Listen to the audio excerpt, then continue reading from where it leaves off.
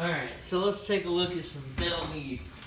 The only, I don't want to call it a generic whiskey, but one of the only whiskeys that's not like immediately like a small batch or a single barrel that decides to put decimals on their fucking proof. Yeah. You don't usually see that until you're talking single barrels and stuff. Yeah. But this is a good old, 90.4? 90.4. MGP-sourced, I believe. Yes. It's a little fruity, like light fruit, like pears, a little bit of like lemon citrus. I'm not getting a whole lot else. It's mostly just like really light fruit. Maybe a little bit of like golden delicious apple, because it's not green apple and it's not red apple. I can see that. That's pretty light as well. That nose, or that aspect of it. Yeah, it's really light on the nose, and it's mostly fruit. Like I don't get any like vanilla, oak, caramel, or any like the standard. It's pretty Elijah Craigy. Actually, yeah, that's a good way to put it. Like it falls in line with like the nose of an Elijah Craig with how much fruit you get. It just doesn't have any berries. It's all like white fruit. That's racist. Why does the fruit have to be white? I'll edit that out in post. I won't. This is getting posted as is.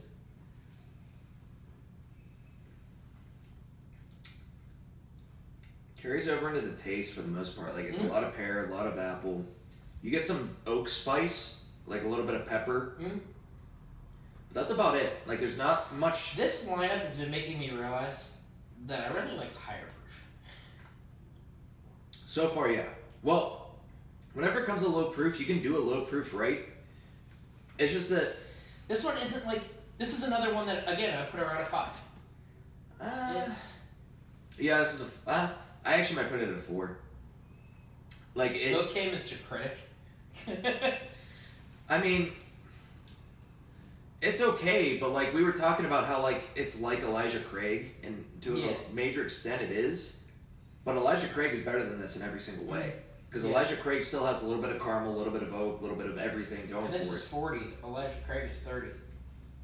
Yeah, like Elijah Craig is cheaper than it. And like I don't like the factor in cost with like that rating, but for the sole fact that this is like if it's super similar to something, you almost have to look at the cost. Yeah, if it's like an Elijah Craig light, which this basically is, and it's more expensive.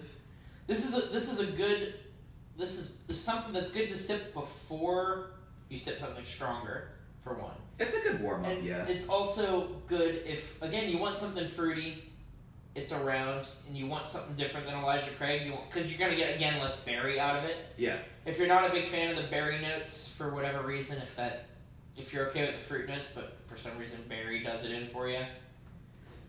Or if you don't want like the caramel and oak and you don't really get any real bourbon notes aside from a little bit of oak spice near the end. Yeah, like there's a little bit of oak spice and the tiniest bit of like caramel, but a lot of this is fruit, which is surprising to me. Like this isn't, like honestly, it reminds me of the Chardonnay notes that were in Thomas S. More without the bourbon backing it up. Right, and it's less. Well, the thing that Thomas More has going for it too is it almost had a buttery kind of taste and texture to it. Oh yeah, no, it had a lot of barbecue spice kind of notes near the finish. Yeah, this is just really thin. Yeah, I mean it's not, again, nothing to write home about. It's all right.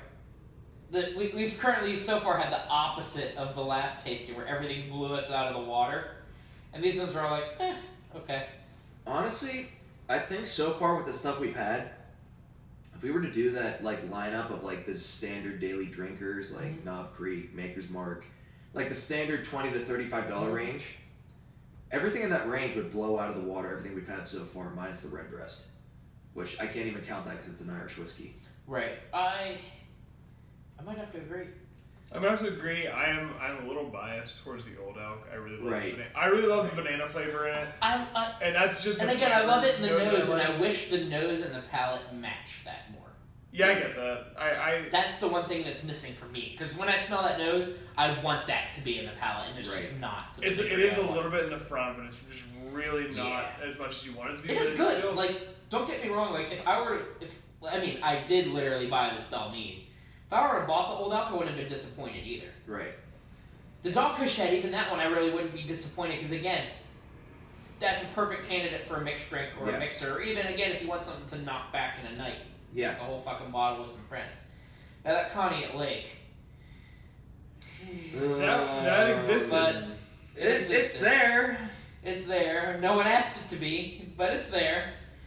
But back to the Belle Meade. I mean, It's all right. I mean, Yeah. like you were saying, more proof helps, and I think that bourbon's sweet spot is between 90 and 100. Right. And again, it's not like I have anything bad to say about this. Right. I just don't have anything great to say. It's, Right.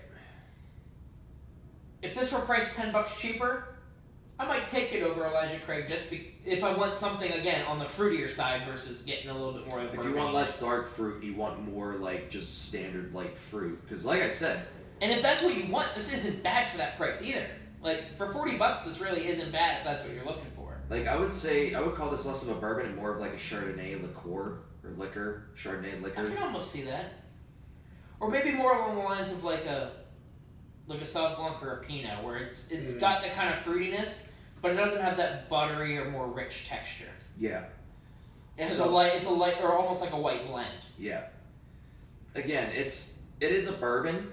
It's just this is probably the lightest flavor-wise bourbon I think I've had, and like that's including like some 80 proofs. Like the Jim Beam Double Oak tastes more like a bourbon than this, and that's it. It has like 6. I mean, less granted, it proof. has double oaking going for it, so there's more.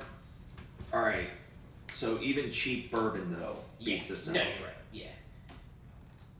So it's good. I put it at a 4 because there are so many things I would rather have instead of this. I can agree.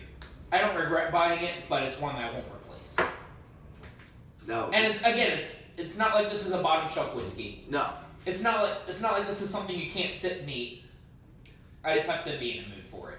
It would make me interested to try the Reserve, the Belle Meade Reserve. There's the 108. The 108.3 is the 108. one you're talking about, right? Yeah.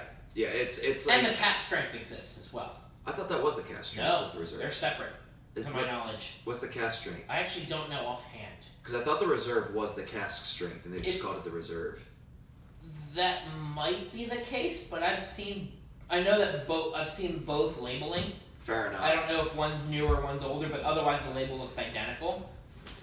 But Fair enough. that being said, I mean, again, but that's also a bottle I'd be interested in trying before I bought right. it. And so yeah, I guess to kind of finish this one off, it's there. It's nothing. This is another nothing to write home about. Nothing bad.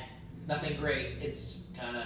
And I think the other thing to add, like, as a last connotation to this is that I do think it's MGP-sourced, which is why it doesn't taste like a standard bourbon, because it's Indiana bourbon, it's not Kentucky bourbon. Right.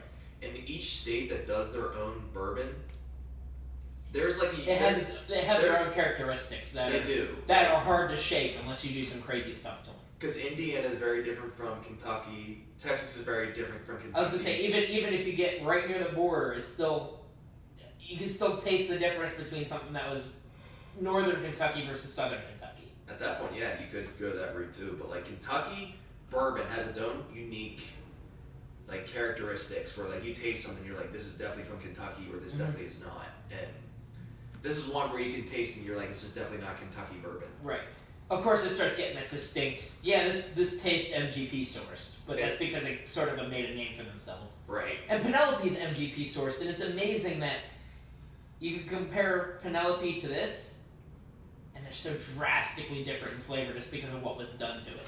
Well, they did blend. So what they did for that was that they blended like rye bourbon and then wheated bourbon. Mm-hmm. So it's not that actually they call it a 4-grain, but it's not a true 4-grain because they just blended different spirits that had either rye or wheat as the secondary. I actually. Yeah, Penelope's interesting. It's really good, but it's interesting how they made it. But Belle Meade, yeah.